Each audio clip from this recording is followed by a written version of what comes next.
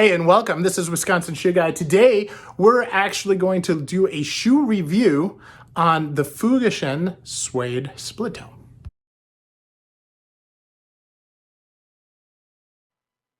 Welcome to Wisconsin Shoe Guy.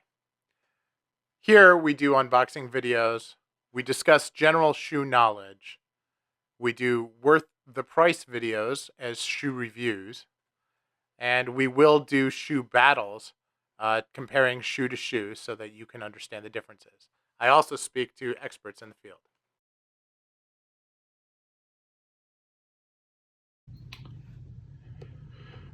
Welcome. Today we're going to talk about these really cool Fugashin custom split toes that I had made. This is a split toe reverse derby. Okay, so I'm going to point this out. Very interesting split toe. It's kind of a skin stitch, and then you have a what's supposed to look like a pie crust apron, and it has a little bit of the pie crust here, but it's all kind of missing on the sides. Okay. This is all one piece, so I like to call this a whole cut split toe. But it is obviously two different pieces of leather. On the back is one heel cap. So I'm assuming these are, multiple pieces of leather all put together. Now, this is a review to talk about construction quality, material quality, and we wouldn't be able to talk about anything if we don't talk about the leather. Now, when I originally ordered these, I asked for them to be in kudu suede. Unfortunately, the first pair that I ordered was lost in the mail, and when they remade them, I'm not sure if they decided to just use calf suede, but I've had a number of people reach out to me online and tell me that Fugashin has never had kudu suede in stock, and it doesn't feel right for kudu, and so I wrote to them and I asked about it, and they said that they split the suede to make it thinner. Which kind of defeats the purpose of ordering kudu suede, to be honest. So that was very disappointing to me.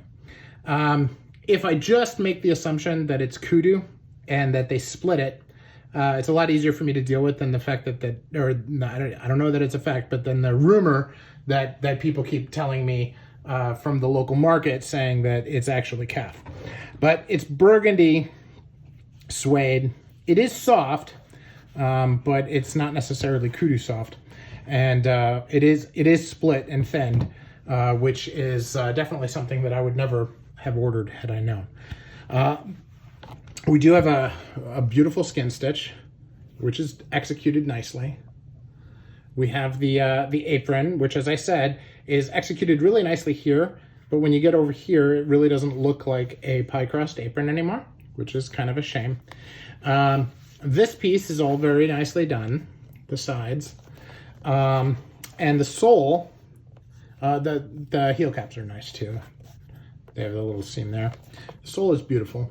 They did a nice job on this. They did a nice job with the toe plate, although that is the thinnest toe plate I've ever seen in my life. It is nice. They did the natural edge like I asked them to. And the finishing on that part is good. The fudging is actually pretty nice, although I would prefer a thinner fudging.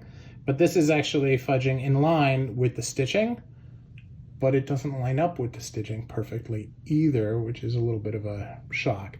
So it's interesting, but not great quality, but for the cost of the shoes, which I believe, because these were in MTO and because I had upgraded the leather and the soles and into a hand grade version, I think that the total cost, including shipping, was around $400, which was a great deal for what I ordered, and not a bad deal for what I got. So not too unhappy with that. Now, the lining material is a veg tanned leather. It feels pretty good. It's not super soft or ultra soft. but it's very good. The laces are good quality, and the insole is see if you know, the insole seems like it's good quality. It's certainly they have a sock liner that goes in halfway instead of all the way, which I prefer, but that's okay. It's not a single piece of leather, which also I prefer, and they have some padding on the sock liner in the heel back there, which is okay. They have suede in the heel, not real good suede, but it does help with heel slip, so it's not terrible. And it is fully leather lined, so no cloth or anything like that you might think you know, a brand might do to shortcut. So so pretty good.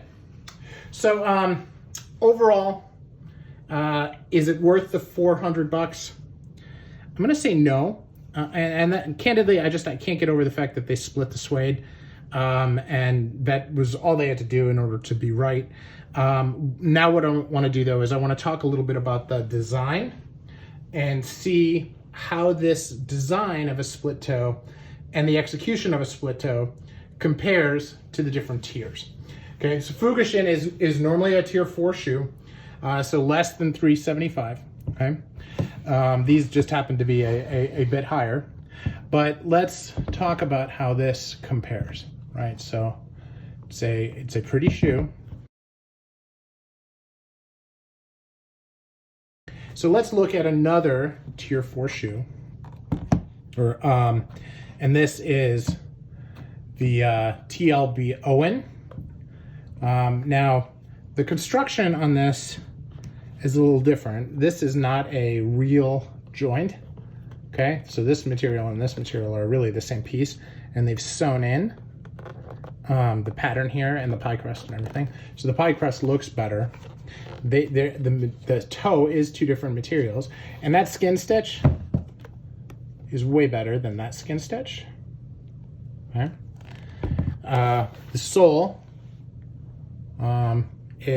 it doesn't have the fiddle back. It's not painted the same way, but when you look at it comparatively, aside from this does have a beveled waist. This has a full rubber heel versus the combination heel, but I'm gonna say that this is better. This has a double sole, so it's pretty different.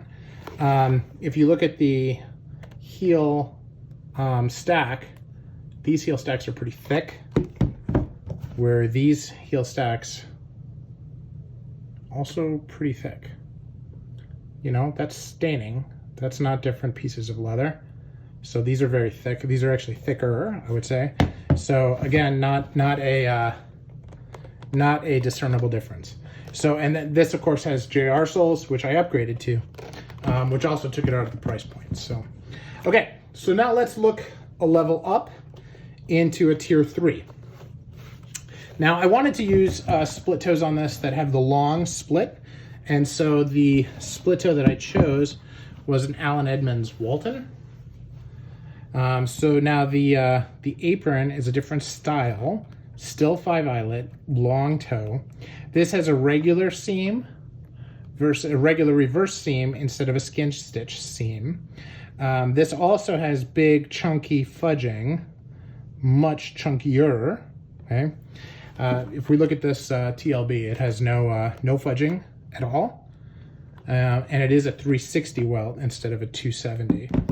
The Alden Edmonds is also a 360 instead of a 270, but it does have fudging. But again, the fudging here is actually consistent with the stitching.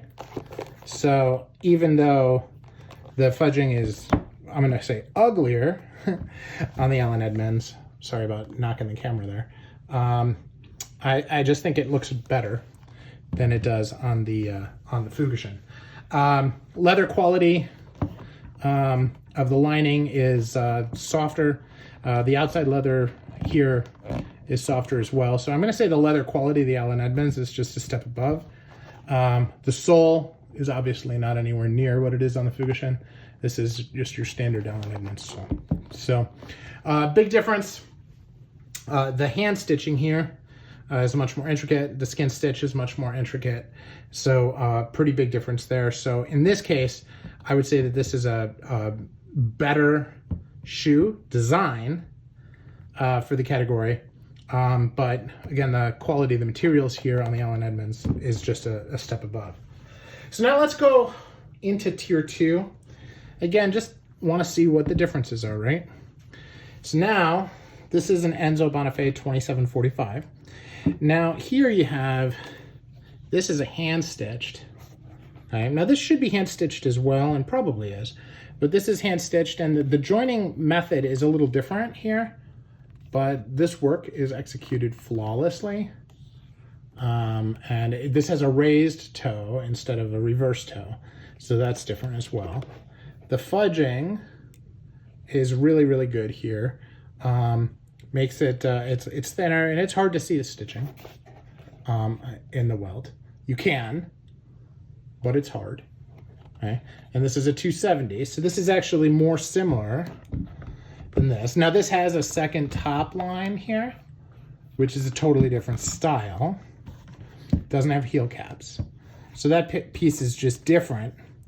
But this has a rubber sole, so a different execution there. And this looks like that is a machine stitch on the rubber sole as well. So, which not the end of the world. This is hatch grain leather, which is definitely a step up from the suede that's here. Even if this was kudu, it's just not high quality because they split it. And then let's take a look at this style.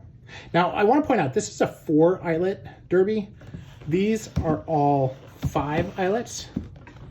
Okay, so from a style perspective, you know, the Fugashin is a little bit different. What's interesting is normally on a 4 eyelet, you would expect there to be more apron in front of the eyelet. But if we look and we line up the facings on the shoes, you'll see there's more apron and toe on this one, given they're all the similar size. Here, it's a little bit less, right? So you'd expect that. And here, it's about the same. So just something to think about. So now let's think about what's going to be in a tier 1. Now, when it comes to a tier 1 shoe in this style, the one that I have that has a long split toe is not a reverse split toe. This is a Paolo Scafora 583. This is also hand welted like the Enzo. This has a Norvegese welt, which is totally different. This has a rounded apron versus kind of an oblong. And then this has a skin stitch. This has a raised stitch. This does not have fudging along the welt. It's just not consistent with the style or with the Norvegese. This has the double top line right here. Okay. But again, a different style than even on the Enzo. And in the end, it's just a much tighter looking shoe. This has 5 eyelets versus 4, but the size of that facing is about the same. So what they did here was they took a smaller facing, they just made the eyelets closer together. Okay. No heel caps, just the patch on the back compared to this. All right. Now, none of the others have the casual edging, the light color on the edge and the welt like I chose. None of them have painted soles. I mean, this has this beautiful sole that has the engraving in it, but none of them have the painted like this. It's a little different. This is probably the closest, and that's JR, and it will wear down over time as well. So, but as we look at the shoes side by side, I'm gonna say that the last on the Paolo Scafora does look higher end. It just has a much more refined look to it, but it's close, right? So that is my new section on a shoe review to kind of look at the style and how the style compares to the other ranges. So this is Wisconsin Shoe Guy. That's my thoughts on this Fugashin split toe. Let me know your thoughts, and thanks for sharing.